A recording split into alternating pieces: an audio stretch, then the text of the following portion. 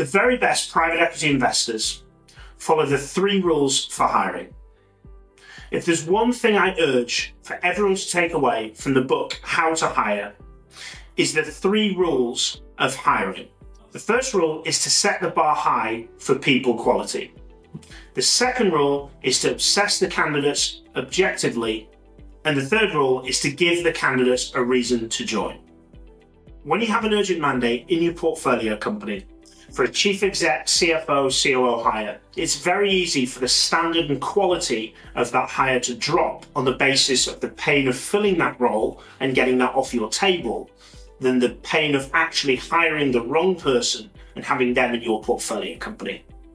Private equity investors don't typically moan about the gap that they have in their portfolio versus the wrong person in the wrong seat. I urge you, in the first rule of hiring is to set the people bar quality incredibly high and higher than the last person that you brought into any of your portfolio companies.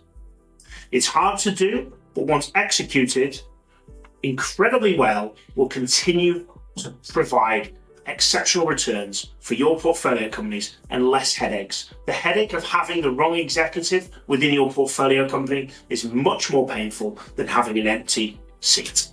Number 2 is assess candidates objectively. Google spent a ton of money investing in their interview process, assessing how they are reviewing candidates and what questions that they're asking. What they found was competency-based questioning is the most effective way of interviewing anybody for any role, but particularly that of executives. Now, I recommend this for every private equity firm when objectively hiring for a portfolio executive.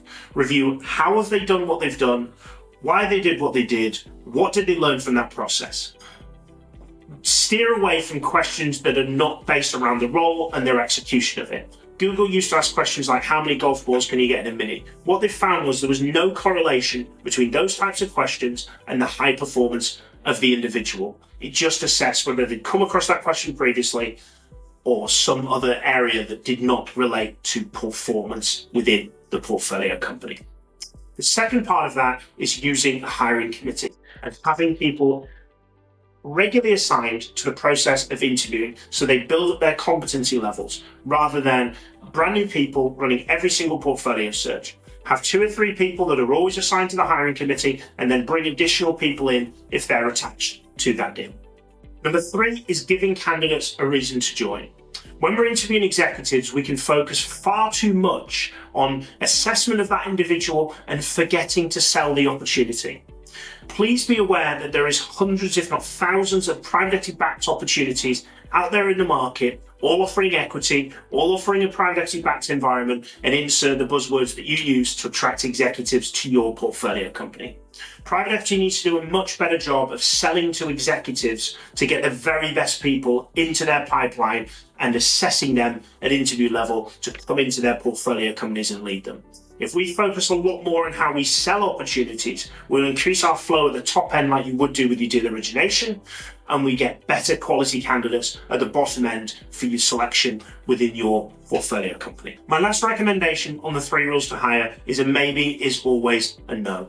If you are considering somebody and trying to force them into that role in your own mind, or you're a bit of an that person is always a no. We always hire on yes, yeses. If you've not already ordered a copy of the book, How to Hire from Role Selection, please reach out to us and we'll get a copy shipped out to you.